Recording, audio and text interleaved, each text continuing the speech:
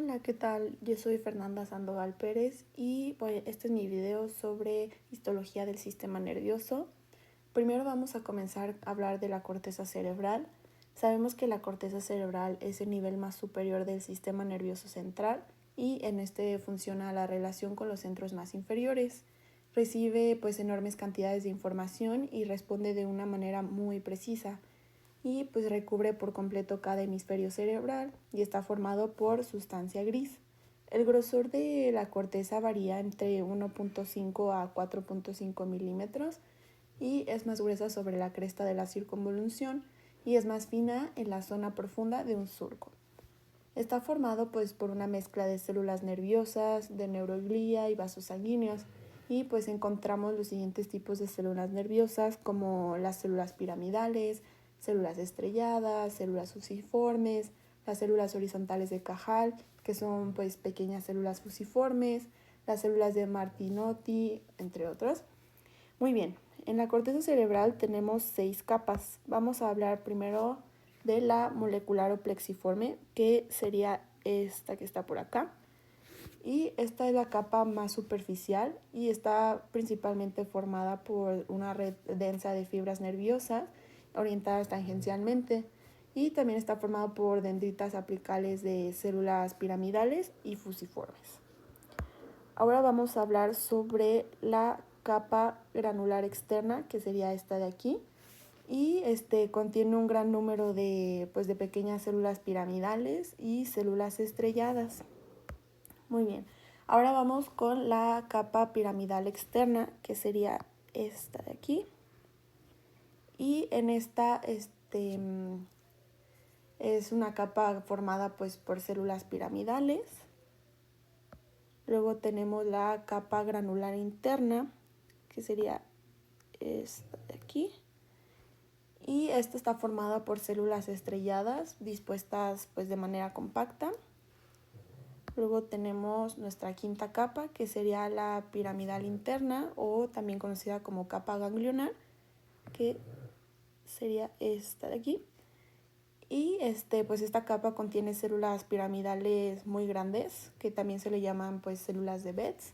Y también puede haber algunas células estrelladas por aquí. Y nuestra sexta capa sería esta. Y es la multiforme o de células fusiformes y se encuentra con una combinación de células fusiformes y de células piramidales y células de Martinotti, y esta capa es caracterizada por el paso de fibras nerviosas. Muy bien, ahora vamos a pasar a hablar sobre las neuronas. Como bien sabemos, las neuronas es la unidad básica del sistema nervioso y el cerebro humano contiene alrededor de 100.000 millones de neuronas, y estas neuronas pueden clasificarse según en su función, ya sean motoras o sensitivas. En este caso, las que vemos aquí serían neuronas motoras, y también se podrían clasificar por su estructura, ya sean unipolares, bipolares o multipolares. Estas fotos fueron tomadas durante nuestras prácticas dentro de la universidad. En esta foto podemos apreciar las neuronas del cerebro y en esta otra foto podemos apreciar las neuronas de la médula. Ahora vamos a hablar sobre los límites del pericarión, que serían estos de aquí. Los límites del pericarión son los bordes del cuerpo celular, que es lo que delimita la neurona y va desde donde se originan las prolongaciones, como las dendritas o los axones, y en su interior se encuentra el núcleo, el nucleolo y los corpúsculos de Nissl. Muy bien, ahora vamos a hablar sobre el núcleo, que sería este que se ve por acá. El núcleo es el que contiene los genes y funciona solo para una expresión génica. Y ahora vamos a hablar sobre el nucleolo, que sería este chiquitito que se ve aquí en morado más oscuro. Y sintetiza el ácido ribonucleico ribosómico y brinda el apoyo para el ensamblaje de la subunidad ribosomal. Y casi ya para terminar, tenemos los corpúsculos de Nissl, que serían todos estos que se ven aquí afuera.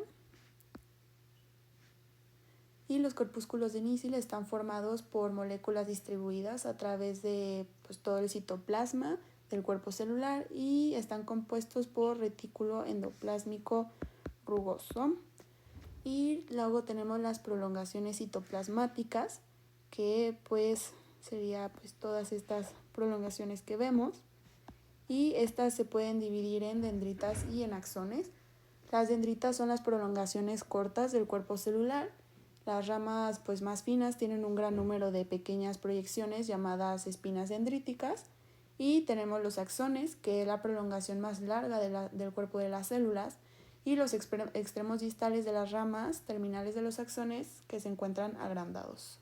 Y también pueden ser conocidos como terminales, y se va a encargar de transmitir los impulsos eléctricos desde el cuerpo hacia otras neuronas, músculos o glándulas. Ahora vamos a hablar sobre el cerebelo.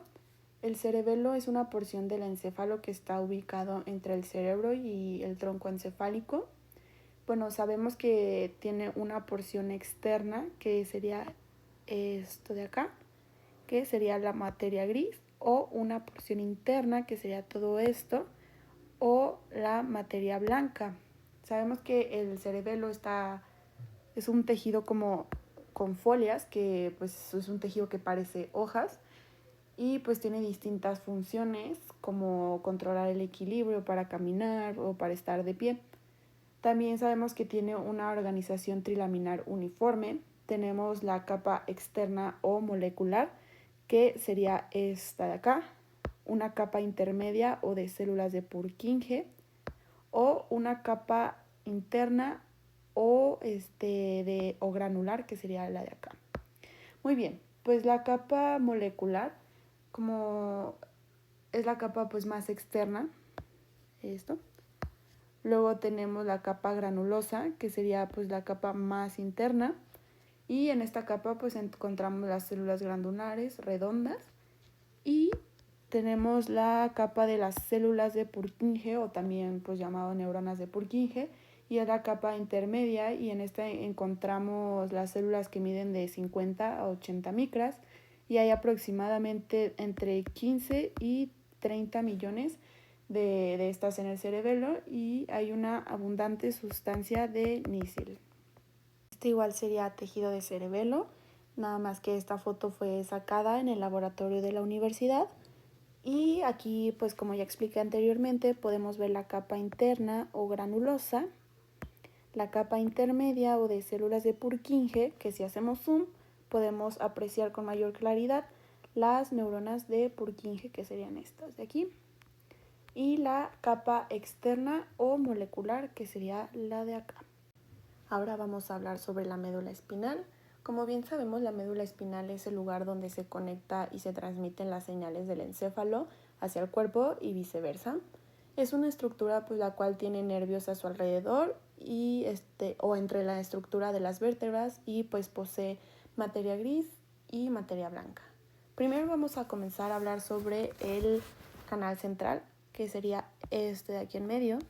El canal central, tal como su nombre lo indica, es un orificio ubicado en la parte media de la médula espinal, y que es el espacio por el cual transporta el líquido cefalorraquídeo.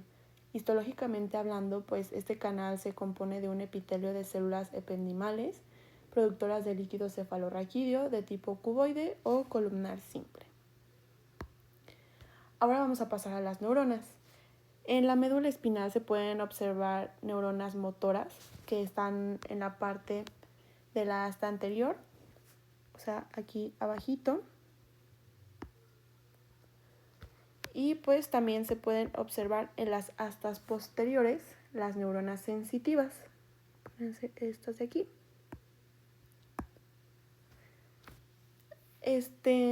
Y bueno, se ha comprobado que el pericarión de las neuronas motoras es de un tamaño mayor, ya que se necesita un metabolismo y una síntesis de proteínas mejor que las neuronas sensibles, ya que las motoras necesitan generar estímulos más fuertes para provocar la tensión o la relajación del músculo. Para terminar, hablemos sobre la sustancia. La sustancia gris es esta que tenemos aquí adentro, que es en forma de H o de mariposa. Luego tenemos la sustancia blanca, que es lo que se encuentra rodeando la sustancia gris. Pues bueno, la sustancia blanca contiene una gran cantidad de axones ascendentes y descendentes y además de varias células de la glía pues que nos sirven de soporte. Continuamos ahora con la histología del ojo. Sabemos que el ojo es un órgano sensorial que es encargado de la visión, donde la luz es enfocada por los lentes de la retina. Muy bien, ahora vamos a pasar a las partes del ojo. Primero tenemos la córnea, que sería esta parte de acá. La córnea es un tejido conectivo transparente, el cual posee 5 capas y cubre 1/6 del ojo y sus células tienen una capacidad muy baja de proliferación. Este tejido sirve para proteger y permitir el paso de luz y mantener la transparencia óptica mediante la hidratación.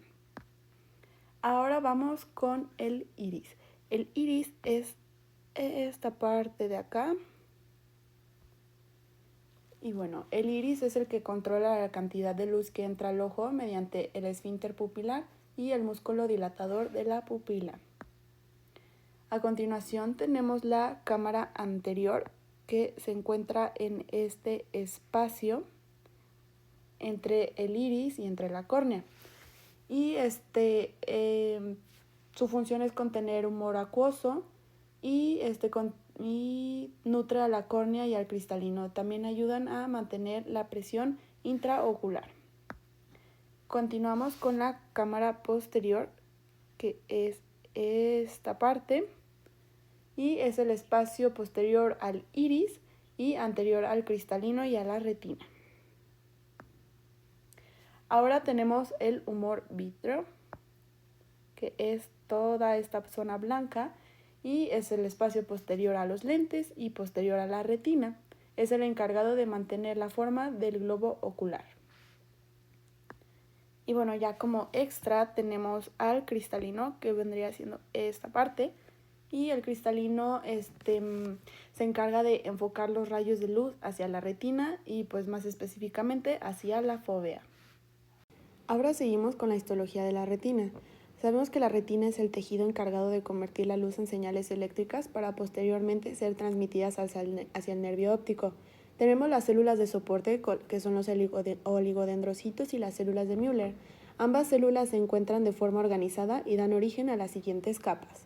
En la capa número 1 tenemos al epitelio pigmentado retiniano, que sería esta capa que estoy señalando, y esta forma la porción más basal y está unida fuertemente por la zónula y adherentes. Tiene la capacidad de absorber luz e impide la reflexión y puede restaurar la fotosensibilidad, fagocita discos membranosos de conos y bastones.